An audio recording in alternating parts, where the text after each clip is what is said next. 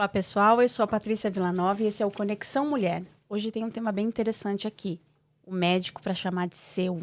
Estou com a doutora Thaline Costa, ela é médica do esporte. Bem-vinda, doutora. Obrigada pelo convite, eu estou muito honrada de estar aqui. Muito obrigada. Queria que você se apresentasse para o pessoal em casa. Bom, eu sou médica do esporte, formada pela Unifesp, tenho pós-graduação em acupuntura médica e também faço doutorado em fisiologia do exercício pela Unifesp. Muito bem. O que seria a fisiologia do exercício? É a ciência que estuda o corpo em movimento. Basicamente, Nossa. isso. A gente estuda todos os órgãos, né? Tá. E como é que funciona o comportamento deles em resposta ao exercício físico. Entendi. Complicado, mas eu acho que eu entendi. E, doutora, o que tem aí, a gente escolheu esse tema, médico para chamar de seu, por quê no médico esportista? Legal. A medicina do esporte, né, é uma especialidade que olha as pessoas 360 graus, Tá bom. de uma forma integrada. Então, não existe só pensar em um organismo, né, em um órgão. Tá. Eu sou médico do coração, eu sou médico do metabolismo. Tá. Na verdade, o médico do esporte, ele acaba englobando todas as áreas do corpo humano, visando, né, promoção de saúde, qualidade de vida. Entendi. Então, a gente cuida do corpo todo. Por isso, o médico para chamar de seu, para ter do seu lado para todas as horas. Que ótimo, doutora. E me diz uma coisa, hoje, eu sei que da sua carreira aí no esporte, a gente vai chegar lá, mas vamos supor, se eu quero me tratar com você, ao invés de ir no cardiologista, no endócrino, e outras especialidades, no ortopedista, por exemplo, eu posso, mesmo que não seja referente ao esporte, eu posso procurar por você. Sim, eu sempre falo, se a pessoa respira, ela pode passar num médico do esporte, né? Porque, na verdade, é a medicina do exercício e do esporte. Tá. E exercício, ele já inclui modalidades que não sejam as modalidades esportivas, né? Esporte como vôlei, futebol. Exercício físico, que é o movimentar-se, que pode incluir caminhadas, entendeu? No geral. Então, e quem não faz, né, os sedentários, a gente tem o nosso papel de recomendar e incentivar o exercício, inclusive como um medicamento. Eu já ouvi falar, não sei se é uma verdade isso, que a musculação é como se fosse a pílula da beleza e da longevidade. Isso é verdade? Exato. Na verdade, não só a musculação, todos os exercícios físicos, eles têm esse papel. A gente gosta de falar que o melhor exercício físico do mundo é aquele que você gosta e aquele que você faz. Então, se você consegue ser assíduo em uma atividade física, aquela é ideal para você. Porque tem gente que não se adapta à musculação, por exemplo, ou ao crossfit, né? Mas gosta de jogar um vôlei, um beach tênis, que agora tá super em moda. Dança também, né? Então, exato. Tem que ser algo que dê prazer também, né, doutora? Com certeza. Senão fica aquela coisa assim, ai meu Deus, tenho que ir lá pra academia, né? Minimamente um prazer, mas se não der prazer, tem que tomar como remédio, assim, as doses diárias de exercício físico. Vou te falar que eu tô bem sedentária. Então, vamos lá. Vamos retomar as atividades.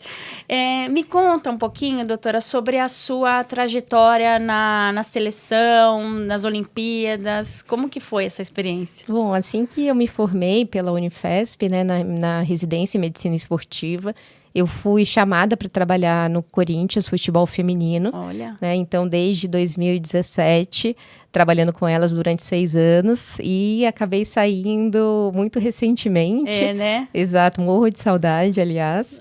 Mas eu trabalhei sempre com futebol feminino. E ao longo desse processo, né, como médica do esporte, eu recebi algumas convocações, né, de ordem nacional e internacional para acompanhar equipes, né, que são equipes da seleção brasileira.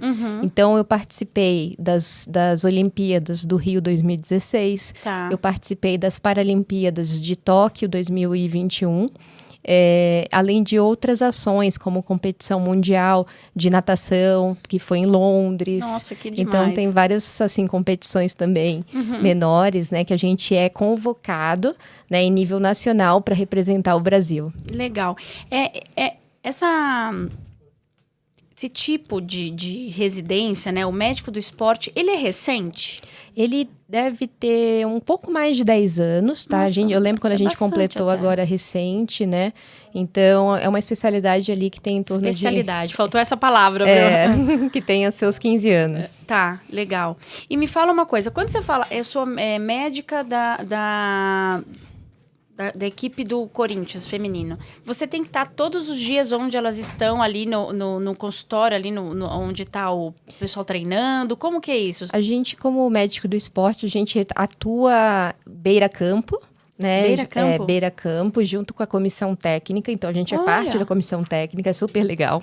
Porque tem a vantagem de olhar o mecanismo de lesão na hora que acontece, assim, em tempo real. Uhum. Além de ajudar na hidratação ou atendimentos ali quando elas estão sentadas, né? No banco de reservas. Uhum. Então, a gente tem essa função em campo e fora do campo, que é o segmento longitudinal de cada uma das atletas, onde a gente pede os exames para coração, para garantir que elas estão aptas. E tem um bom desempenho, né? Exato. Uhum. E além de outras intervenções, né, para garantir melhora do desempenho físico e tratamento de doenças, né? Porque embora sejam atletas, Também né, tem, saudáveis, né? elas também ficam doentes. Entender. Então, toda vez que a gente olha uma seleção, um time que está jogando, certamente ali com a equipe vai ter um médico do esporte, sempre? É obrigatório. É E quando não tem médico, não pode começar o jogo. Mas tem que ser a especialidade médico do esporte ou médico? É médico. E aí, normalmente, essa profissão, né, assim, beira-campo, estão principalmente os ortopedistas, os médicos do esporte, às vezes os cardiologistas também. Entendi. Teve alguma situação muito crítica que você viveu nesse tempo todo aí de ali na beira-campo? Eu acho que, pensando assim, além das lesões graves, como lesão de LCA, que é o ligamento cruzado anterior, que afasta o atleta por um ano, que é bem dramático, né? Você pensar que tem que afastar um atleta. Mas já teve uma mais grave, que foi choque de cabeça contra cabeça, que a gente chama de concussão cerebral. E aí a atleta desmaiou, a gente teve que fazer remoção para o hospital, para garantir, né, que não tivesse nenhum sangramento intracraniano, que é dentro do cérebro, por conta da batida. Mas no final tá todo mundo bem. Deu tudo certo. Exato. Ai, que susto.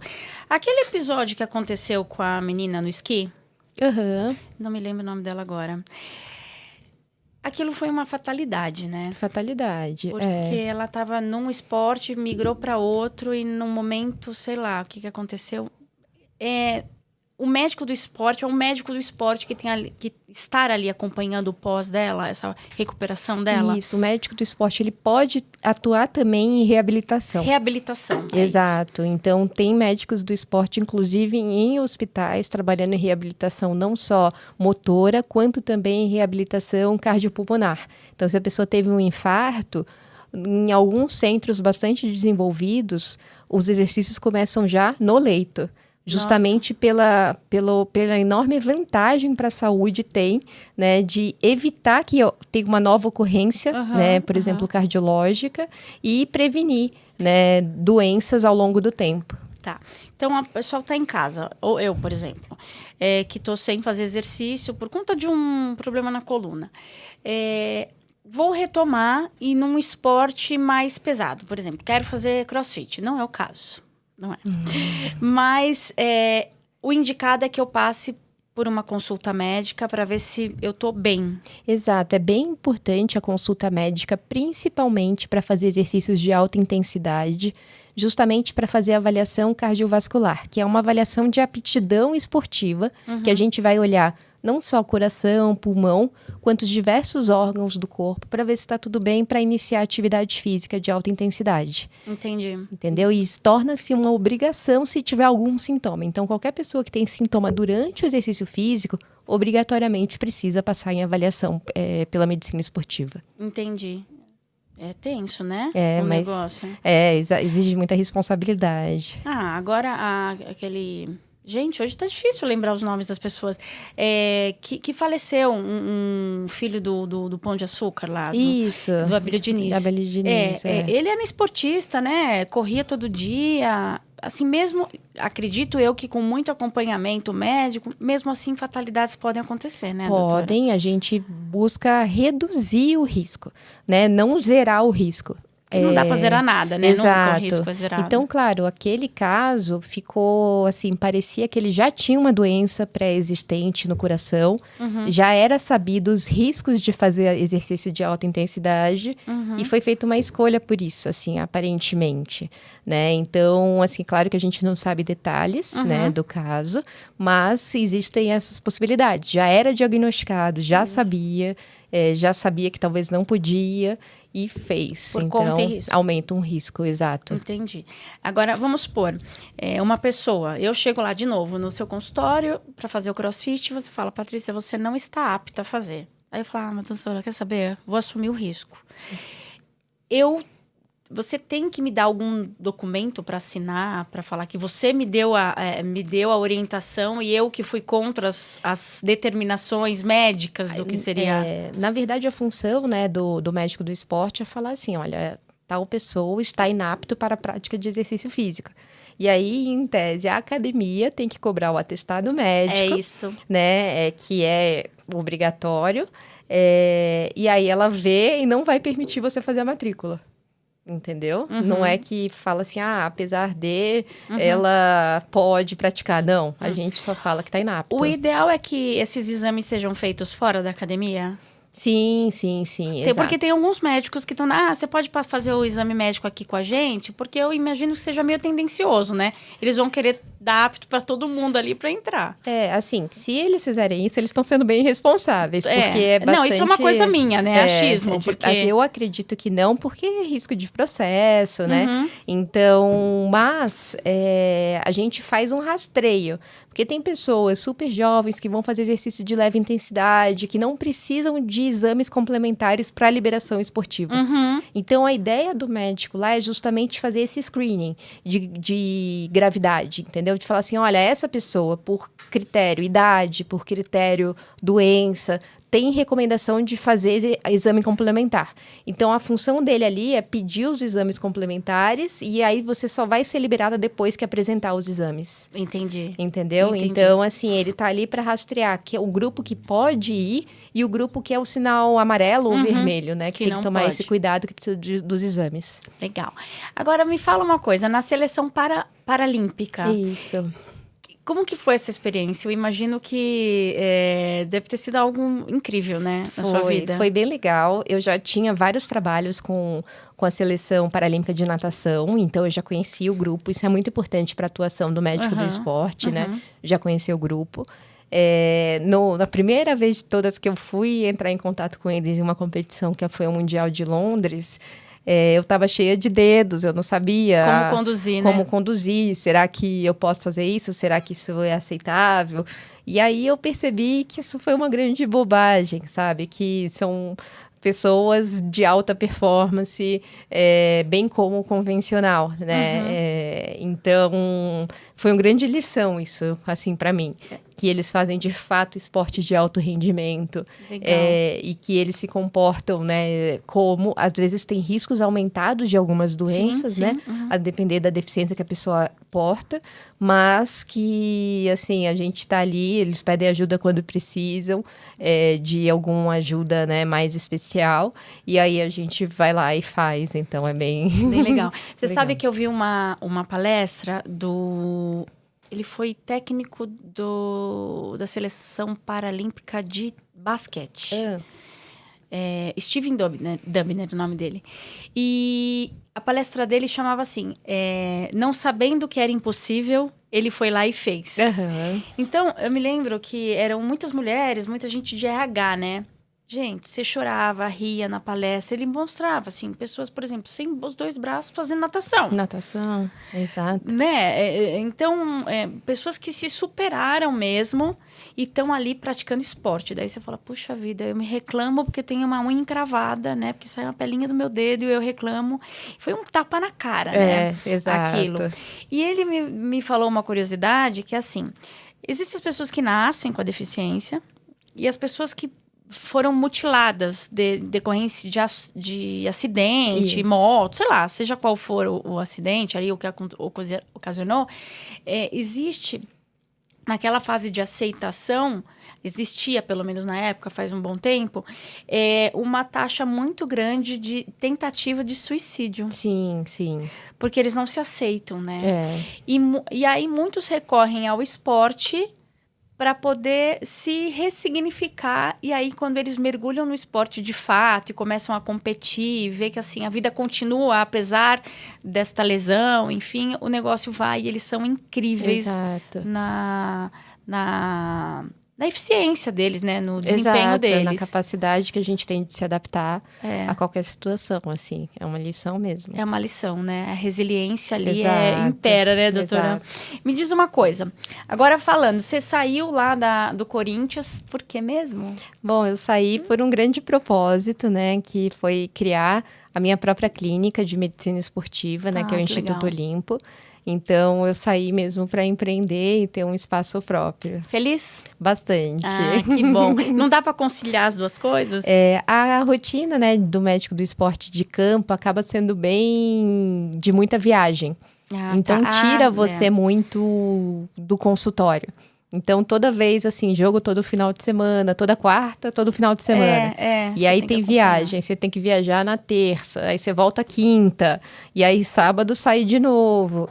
Então, acaba tirando você muito do ambiente, né, de consultório. E a gente sabe que para empreender... Você tem que estar ali olhando. Você tem que colocar energia, você tem que estar presente, você tem que olhar, você tem que ver o que está de errado. Então, a gente só consegue isso estando lá, né? Estando lá. Principalmente no começo, né? Exato. Até o negócio decolar mesmo, eu acho que é isso mesmo. Você tem outras pessoas que trabalham com você? Isso, a gente é uma sociedade, né? Somos em 5. 5 médicos do esporte? Na verdade, são 3 fisioterapeutas e 2 médicos do esporte, que a gente tem fisioterapia esportiva também na clínica. Tem legal. acupuntura médica, é uma clínica, assim, bem completa, tá? De atendimento às pessoas. Entendi. É o médico do esporte que dá o protocolo do que vai ser executado na fisioterapia? Olha, a gente indica fisioterapia quando ela é necessária, né? A gente fala assim, encaminham para fisioterapia. E aí você conversa com o fisioterapeuta o caso, a parte médica, né? Qual é a lesão que tem, o que você tem intenção de tratar, o que você está olhando, o que você pediu de exame. E o fisioterapeuta faz o protocolo, né, de tratamento. Uhum. Então, ele tem autonomia para isso. Tem autonomia? Tem, tá. Sim. E lá, quanto tempo tem a clínica já? A clínica vai fazer 2 anos. Já, 2 anos. Que legal. E as pessoas são precavidas no sentido de... Antes de iniciarem uma atividade, vão ao médico perguntar ou não? Olha, tem bastante gente que chega lá depois que já deu errado alguma coisa. Deu ruim. Exato, deu ruim. Uma lesão. Exato. Uhum. Tem bastante gente que ainda não conhece a especialidade, não conhece a prevenção ou a atuação do médico do esporte nisso tudo. Uhum. E aí acaba indo depois de uma lesão ou depois de um problema que encontra em um exame. Uhum. Né? Então, isso acontece bastante. E a modalidade, a especialidade médico do esporte, ela está totalmente coberta pela lei da saúde, isso, pela SUSEP, ela né? é reconhecida, tá tudo certinho, assim, Entendi. pela ANS. Porque se você tem ali um convênio, principalmente, né, e sabe que dentro de uma clínica você vai conseguir ter tudo, é muito mais fácil, né? Exato. E trabalhar na prevenção. Exato. E na acupuntura também? Na acupuntura também, acupuntura médica. Legal. E pessoas que não estão indo para o esporte, te procuram bastante na clínica? Já tem isso? As pessoas conhecem o médico para chamar de seu? Sim, tem alguns casos, assim, óbvio que eu acabo pegando uma população viciada, que é a que chega em mim, né? Mas, assim, muitos casos de emagrecimento, que a gente faz segmento, sim, bastante. Uhum. Ou de iniciar exercício físico, não saber por onde, não saber as orientações, o que eu faço, como eu faço, Uhum. o que precisa fazer de exame, se precisa, de fato. Uhum. Então, tem bastante gente também da área, né? Que a gente chama da área wellness, assim. Wellness, Exato. tá muito em moda, né? Exato. Wellness. Doutora, dentro das academias, principalmente as maiores, tem que ter um médico? Olha, é obrigatório? Não tem obrigação, né? Mas a gente tem que sempre preencher um questionário para a gente ver se tem algum fator de risco. Você preenche sim ou não. Aí, quando tem alguma comorbidade, aí tá escrito assim, orientamos e ao médico. Essa lei muda bastante, assim, antes era obrigatório apresentar atestado médico, que podia ser feito pelo próprio médico da academia ou médico de fora, e depois isso não se tornou mais obrigatório. Entendi. Entende? Então, só algumas academias que pedem. É complicado, né? E me fala uma coisa, existe o esporte completo? O esporte completo, eu sou defensora da natação, mas é só porque eu nado muito e eu amo. Tá. E tem bastantes benefícios, né? Pensando em ganho de força, em ganhos de aptidão cardiovascular. Porém, né, o exercício completo é a mesma história que a gente estava conversando. É aquele que você gosta, né? É o que você gosta, é o que você faz, é o que você tem mais aptidão, assim, para fazer. Então, esse é o melhor exercício. E você atende crianças também? Eu atendo uma população, sim, geralmente muito mais frequente futebol e natação. Vem mais crianças em desenvolvimento, né? Aquele estágio pré-púbere ou que estão na puberdade. Tá. Então, a gente acaba atendendo também. Entendi. Doutora, é erro dos pais a gente querer que os nossos filhos pratiquem vários tipos de esportes? Essa criança precisa se exercitar. Aí coloca na natação, coloca no judô, coloca no vôlei, coloca um monte de coisa. Isso faz mal de alguma forma? A gente sempre tem que tomar cuidado com a recuperação, né? Seja no adulto ou na criança ou no adolescente. Porque assim como nós, sobrecarregados, podemos ter lesões, eles também podem, né? As crianças e os adolescentes. Então, a gente tem que tomar cuidado com o excesso de atividade física, justamente para não prejudicar. E qual que é o termômetro disso? O cansaço, né? Assim, o quanto que a gente tem que incentivar. Eu acredito que deveria ser obrigatório incentivar, mas o termômetro disso é entender a recuperação da criança, sabe? Não tornar tudo obrigatório. E apresentar diversas modalidades para a criança é muito importante para ela se encontrar. Se encontrar. Exato. A minha filha fez natação uma época e agora aí eu tinha colocado ela no balé. E ela falou assim, mamãe, eu acho que eu quero fazer ginástica artística. E aí, quando ela pôde, começou esse ano, na escola ela foi, e assim, a menina tem uma aptidão absurda, assim, para o negócio, né? Só que me dá medo, porque ela quer fazer as acrobacias dela em casa. Entendi. Então, eu fico, cada vez a mamãe vem ver o que eu aprendi hoje, me dá até um calafrio, assim, que ela vira e faz... Como que a gente pode falar para a criança, escuta, isso aí você tem que fazer quando você estiver lá na escola, com pré-aquecimento, né? Porque ela pode lesar. Exato, isso é fundamental, na verdade, é sempre trabalhar com orientação e educação. Só que é difícil, claro, né? A gente sabe que a educação tem seus desafios, mas a ideal mesmo é que a gente sempre fale da questão do aquecimento, de estar em um espaço propício para isso, né? Porque pode bater em algum móvel, então a gente tem que tomar esses cuidados. Legal.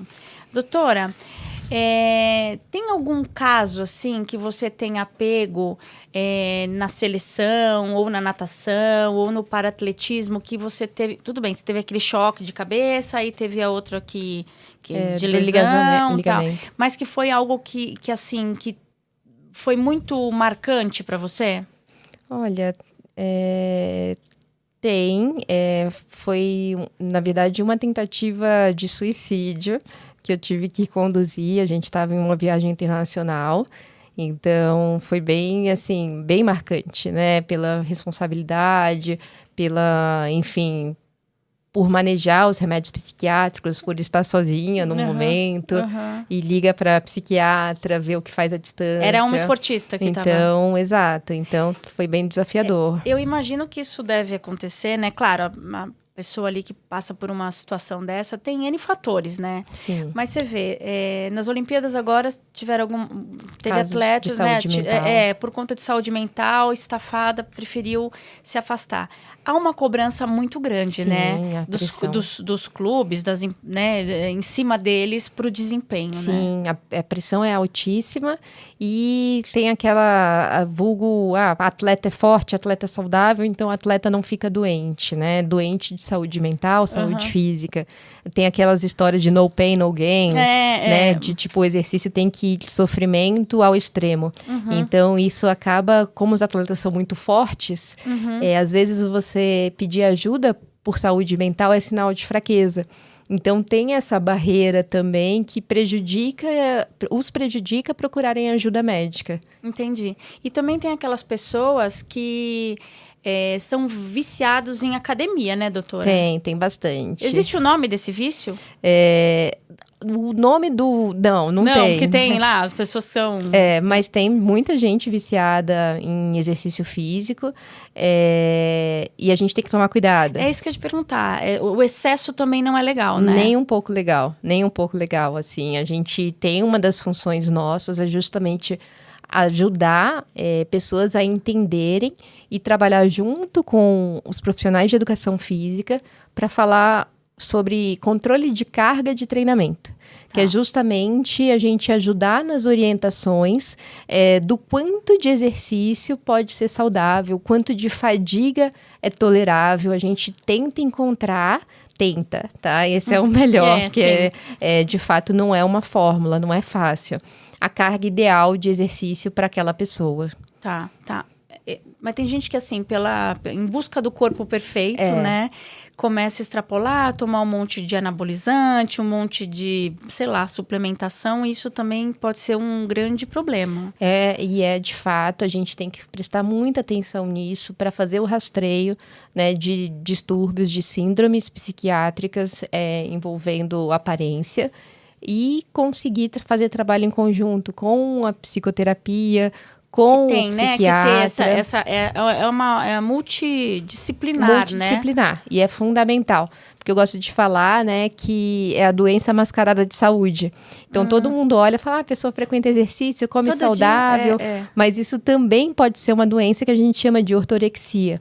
Né? É que essa pessoa que deixa de sair para compromissos sociais, por exemplo, para não se expor a uma pizza, para não se expor a um hambúrguer, porque ela é super regrada na alimentação, ou tem essa preocupação excessiva com a aparência. É um distúrbio. É um distúrbio, tem CID, né, médico, então tem nome. E se a pessoa tiver, de fato, essa doença, essa síndrome, ela vai precisar de acompanhamento psiquiátrico, de terapeuta, e é super difícil tratar. Nossa. Não é fácil, não tem também um remedinho que vai resolver. Aí ele vai falar que ele não vai na terapia porque ele tem que ir pra academia, né? Exato. É bem complicado. Bem complicado. Doutora, o mindfulness, eu já escutei alguns esportistas falando, né, que antes de entrar em campo, seja lá o esporte que for, eles têm ali um momento de meditação e concentração. Você acha válido? Acho super válido. Na minha formação, eu também tive uma disciplina de mindfulness durante o doutorado. E tem muitos benefícios, assim, para a saúde, para a concentração, para acalmar, né, a questão da ansiedade, para você fazer algumas técnicas de visualização de jogo, visualização de prova, de competição. Então, sim, recomendado para todos nós. Ah, legal. Doutora, a gente sabe que o esporte é bom para todo mundo. Sobre os benefícios disso, do exercício físico, seja lá qual for, o que você recomenda? O que você diz sobre isso? Bom, exercício é remédio. Então, todo mundo tem que tomar a pílula diária de exercício físico. E sempre tem aquela recomendação, né? De 75 minutos intensos ou 150 minutos moderados. Por semana? Por semana. Tá. Que, na verdade, dobrou esse número. Agora é 150 minutos, né? Tô bem atrasada. Intensos e 300 moderados. Essa é a recomendação da Organização Mundial de Saúde. Tá. Mas já é mais que provável que fazer alguma coisa é melhor do que fazer nada. Subir uma escada é melhor do que subir escada rolante. Então, assim, para as pessoas que são extremamente sedentárias, a ter atitudes mais ativas já causam benefícios adicionais à saúde. E quanto mais tempo dedicado a exercício físico, melhor vão ser os benefícios coletados para a saúde. Por exemplo? Então, que é essa recomendação de 300... Não. Vamos supor, o benefício, sim, melhoria do sono, melhora a qualidade de vida. Tá, então a gente vai ter, sim, melhora do sono, melhoras dos distúrbios mentais, a gente falou agora, depressão, ansiedade, auxilia, prevenção de diabetes, prevenção de doenças cardiovasculares, aí entra o colesterol infarto, também, o colesterol, né? prevenção de câncer de mama, né? Sério? Então, isso prevenção e reduz risco de recidiva. Então, para quem já tem câncer de mama, fazer o exercício físico previne que tenha recidiva. Isso é fantástico. Que interessante, eu nunca tinha ouvido falar. Redução de câncer de próstata, aí entra a parte, né, dos homens que tem que fazer também. Então, assim, não tem uma desvantagem em você fazer exercício físico, né? Com certeza não.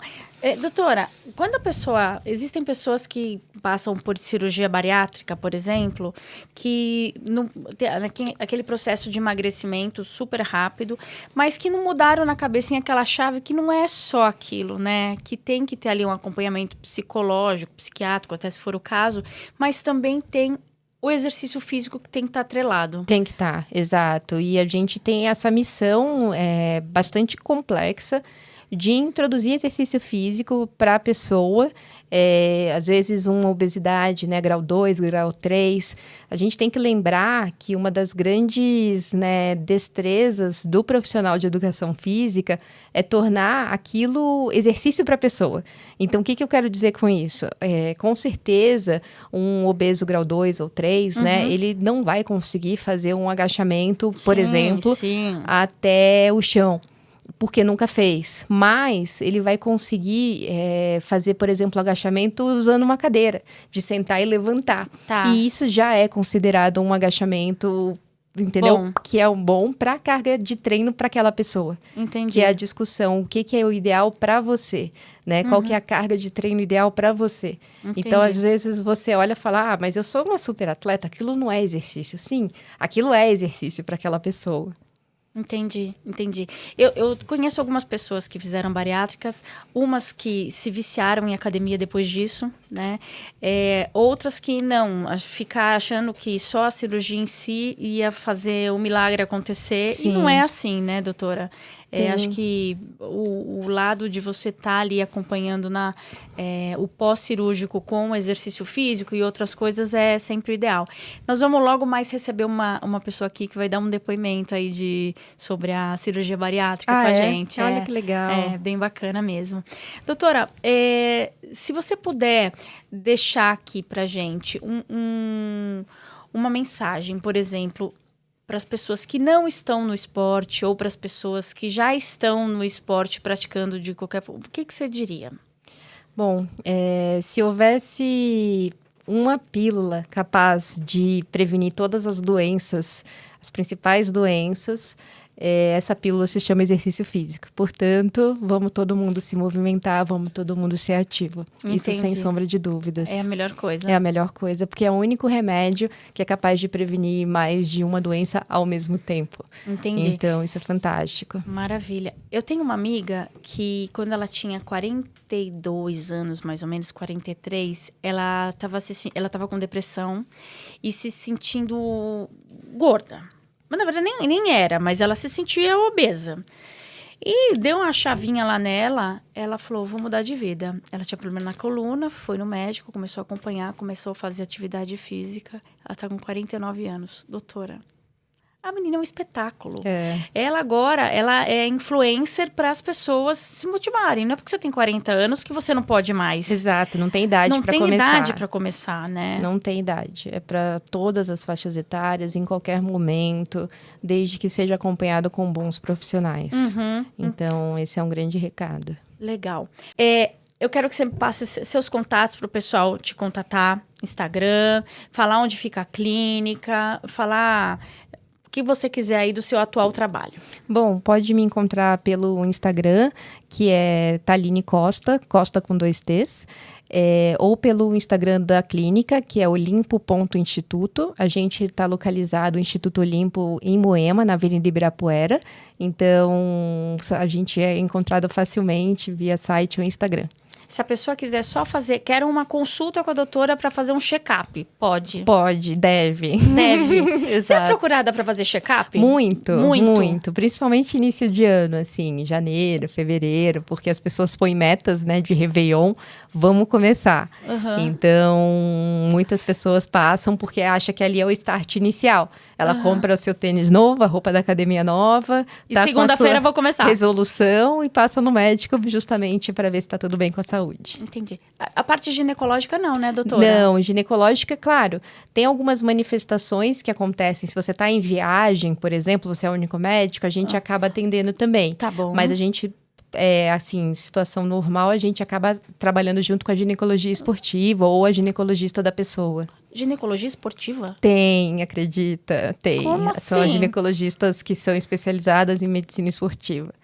Nossa. Então, acompanham as grávidas que são praticantes de exercício físico. Ah, tem bastante, né? Tem bastante. Ou a saúde ginecológica de atletas, né? Que isso é bem legal também. Tempos atrás teve uma atleta que ela não sabia nem que estava grávida, né? Eu acho que Sim. o corpo é tão perfeito ali que... Como que acontece um negócio desse no esportista? Por exemplo, a menstruação atrasa sempre, ou ela deixa de ter a menstruação e é por isso ela não percebe que está ali grávida, sei lá. Na verdade, o que acontece é que tem algumas atletas que erroneamente não menstruam, porque elas não têm acompanhamento, provavelmente por profissionais olhando para isso, seja médico do esporte, ginecologista esportivo, que a atleta come muito pouco para o que ela gasta. E aí acaba tendo um baixíssimo percentual de gordura, ou às vezes até não, e acaba tendo alteração menstrual, fica sem menstruar. Naturalmente, só por conta disso. Muita Isso. atividade com... Sem comida. Sem comida. Exato, que é uma doença. A gente tem até um nome, é Síndrome da Deficiência Energética Relativa no Esporte. Caramba, então, grande. assim, tem um nome, assim. E aí elas ficam sem menstruar. Então, assim, sem tomar pílula, sem, né, simplesmente param. E acham que isso é normal. Então, quando a atleta chega pra gente sem menstruar, a gente tem que excluir, uma das primeiras coisas é gravidez. Aí você vai excluindo, né? É gravidez, é câncer, é não sei o quê, até que a gente possa chegar, isso é síndrome da deficiência energética relativa no esporte. Ah, chega ali. A gente consegue chegar nessa hipótese. Mas escuta, por que comer tão pouco se eles se exercitam tanto, né? O que é a cobrança da pessoa mesmo? Tem muita modalidade que a performance está relacionada a peso, né? Então, assim, sejam os esportes de luta, que elas precisam ter um emagrecimento para a categoria. Ou os esportes tipo ginástica, né? Que tem uma cobrança estética altíssima. Ou alguns esportes como o triatlon, que os mais magros, eles são favorecidos em termos de performance, os corredores de endurance. Então, assim, tem muitas modalidades que a pessoa ganha benefícios por serem magras. E também tem os transtornos dismórficos, que são esses transtornos de imagem. Aí a pessoa nunca se acha bem o suficiente, seja porque usa roupa colada, ou pressão do técnico, né? Então, que deve ter muito, que né? Tem bastante. E às vezes desinformados. Então, por isso que é fundamental o trabalho em conjunto, multidisciplinar, como a gente conversou. Não existe só o médico do esporte, não existe só o preparador físico, não existe só o psicólogo, é todo mundo junto. Todo mundo junto. Exato. E acho que não são todos os clubes, né, que deve ter todo esse pessoal, né? Não. Nos menores deve ser meio precário, né? Isso é bastante. O futebol feminino também está em super desenvolvimento. Agora, cada vez mais. Melhorou Exato. bastante. Mas, assim, infelizmente, ainda não é para todo mundo. Mas são papos como esse, entre outras ações que a medicina esportiva faz, que esses conhecimentos vão sendo disseminados. Sim. E aí, todo mundo vai tendo os benefícios, né, dessa informação e desse tipo de educação. Legal. Doutora, uma última pergunta aqui. O boxe, naquela ignorância toda, de murro na cara, como que trata isso? Porque eles se machucam todos. Eu imagino que isso não é uma coisa saudável, né? Como que a gente explica isso? O boxe, né, e modalidades assim que são suscetíveis a bastante concussão cerebral, eles têm regras super rígidas, protocolos super rígidos de concussão. Do quanto tempo o atleta tem que permanecer afastado até recuperação cerebral, justamente para evitar o máximo possível o desenvolvimento de doenças ao longo do tempo. Desenvolvimento de demências, entendeu? Que acabam acontecendo. Então, por isso que tem esses protocolos de concussão. Tem até um filme que eu, infelizmente, esqueci o nome. Queria lembrar, né? Que é incrível. Justamente para mostrar, porque mostra os jogadores que com concussão cerebral, na época não diagnosticadas e não tratadas, depois de aposentar. Então, sequelas. Com sequelas, exato. É um filme incrível. E isso pode acontecer se a gente não for rigoroso com os protocolos. Então, os protocolos, as pessoas já estudaram isso, né? E agora a gente tem que aplicar. Não pode fechar os olhos para isso. Então, se tiver que afastar, o atleta tem que afastar mesmo, por tanto tempo. O atleta vai insistir para voltar, vai querer, vai brigar com você, mas não pode, porque o cérebro está em recuperação. Nas primeiras horas não pode nem ligar celular, não pode olhar TV, porque o cérebro tem que ficar em estado de recuperação total. Entendeu? Aí o atleta fala, mas agora eu tô bem, já posso? Não, tem protocolo, tem tempo. Entendi. E a gente tem que ir reintroduzindo o exercício conforme os sintomas. Por isso, eu dormir também? Que nem criança, quando cai, fala, não pode dormir agora, essas coisas que a gente tem. Isso é uma verdade? Isso é uma das coisas, mas assim, pode deixar a pessoa dormir desde que a gente já tenha afastado o sangramento cerebral, que por isso que a gente faz o exame, né, de imagem. Quando eu falei da situação de campo, eu levei para o hospital, justamente para afastar sangramento cerebral, e aí a gente pode deixar a pessoa dormir com segurança. Entendi. Nossa, daria para escrever um livro aqui. No podcast vira um livro, porque se a gente for perguntar de doença, né, no esporte. E outra coisa, na Fórmula 1, os atletas ficam ali numa postura lá, né, carro e tal, e chacoalha, né? Chacoalha. Aquele atrito, ele é prejudicial à coluna, porque é uma pressão alta, uma velocidade muito grande, uma pressão muito grande do carro ali, na aerodinâmica do carro. Isso, porque parece que teve os carros, acho que do ano passado, desse ano, que eles estavam muito baixos e tinham muita movimentação, assim, de como chama aquele movimento? De amortecimento. Alguns pilotos reclamaram disso. Sim.